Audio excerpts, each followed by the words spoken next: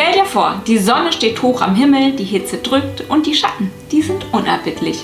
Du hast ein Modell, das du perfekt in Szene setzen willst, aber die Bedingungen sind alles andere als ideal. Heute nehme ich dich mit auf ein ganz besonderes Shooting mit einem bekannten Gesicht, der wunderbaren Kalita. Bleib dran, denn du wirst lernen, die Herausforderungen der Mittagssonne erfolgreich zu meistern. Lass mich dir zeigen, wie du selbst die härtesten Bedingungen zu deinem Vorteil nutzen kannst. Willkommen zurück auf meinem Kanal. Ich bin die Tanja und heute zeige ich dir, wie du das Beste aus einem Shooting in der grellen Mittagssonne herausholen kannst. Wie schon gesagt, ist unser heutiges Modell die Kalita, die ihr alle genauso sehr liebt wie ich.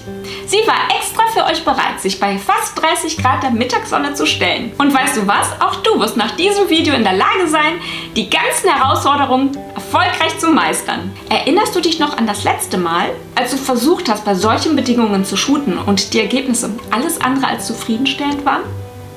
Ich erinnere mich noch richtig gut an diese Zeit in meinen Anfängen. Oh mein Gott. Die schwitzige Stirn war nicht nur den Temperaturen geschuldet. Damit dir das nicht auch passiert, gebe ich dir heute ein paar wertvolle Tipps. Erster Tipp.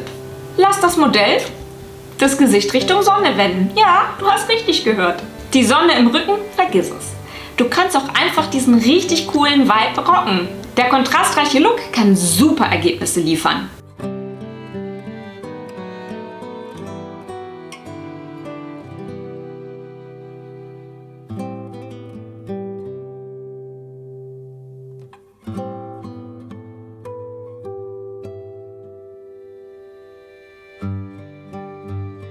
Und schon kommt der erste Bonustipp für euch. Gebt eurem Modell einen Grund nach oben zu schauen, damit die Pose stimmig ist. Ich habe zum Beispiel Carla sich zurücklehnen lassen, damit es natürlicher wirkt, dass sie nach oben guckt. Ansonsten sind zum Beispiel Sonnenbrillen auch eine ideale Möglichkeit.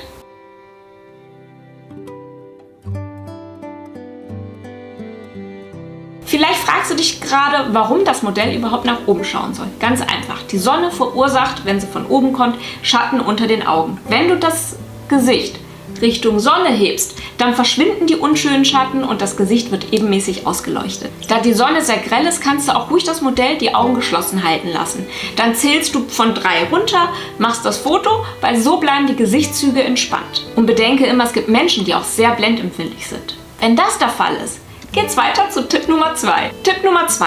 Ein Diffusor ist dein bester Freund. Er macht das harte Licht weich und sorgt für sanfte Schatten. Schau dir hier mal den Unterschied an, wie es aussieht, wenn ich den Diffusor einsetze. Wahnsinn, oder? Mit Diffusor? Ohne Diffusor. Und schon kommt der dritte Tipp. Fotografiere gegen das Licht. Die Sonne kommt zu keinem Zeitpunkt wirklich 100% senkrecht von oben, sondern sie hat immer eine leichte Neigung. Und die machst du dir zunutze, indem du das Modell gegen das Licht shootest.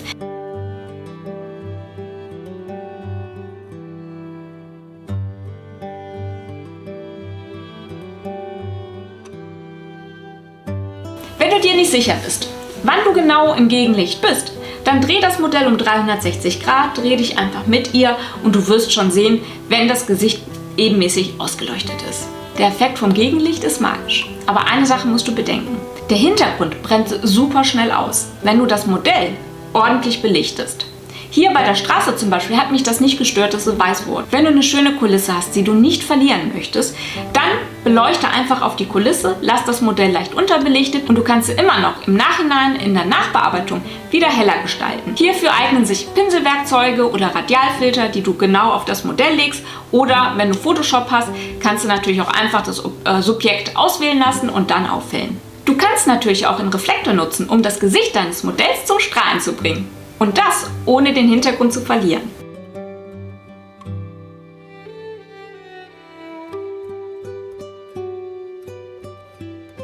Sieh dir mal diesen riesen Unterschied an. Mit Reflektor? Ohne Reflektor. Mit Reflektor? Ohne Reflektor.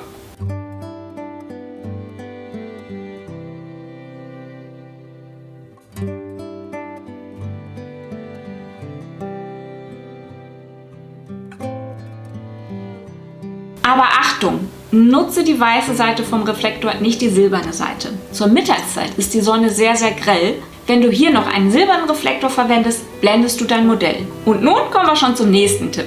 Nutze offenen Schatten. Gebäude, Bäume oder große Objekte bieten oft einen natürlichen Schatten. Positioniere dein Modell dort und du wirst gleichmäßig belichtete Fotos erhalten. Wie du hier sehen kannst, verursacht die Häuserreihe zum Beispiel einen wunderbaren Schatten auf der Straße.